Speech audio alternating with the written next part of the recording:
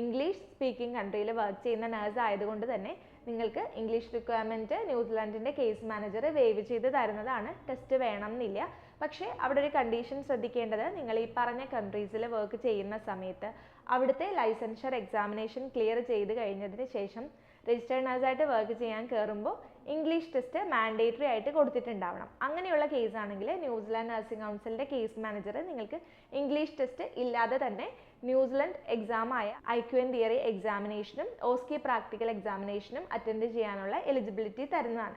പക്ഷേ അതേസമയം നിങ്ങൾ UK-ലോ കാനഡയിലോ വർക്ക് ചെയ്യാൻ വേണ്ടി ഇംഗ്ലീഷ് ടെസ്റ്റ് എടുക്കാതെയാണ് നിങ്ങൾ ഇവിടെ RN-ആയി വർക്ക് ചെയ്തതെങ്കിൽ ന്യൂസിലാൻഡ് പ്രോസസ്സ് ചെയ്യുന്ന സമയത്ത് ഇംഗ്ലീഷ് ടെസ്റ്റ് മാൻഡേറ്ററി ആയിട്ടും കൊടുക്കേണ്ടതുണ്ട്.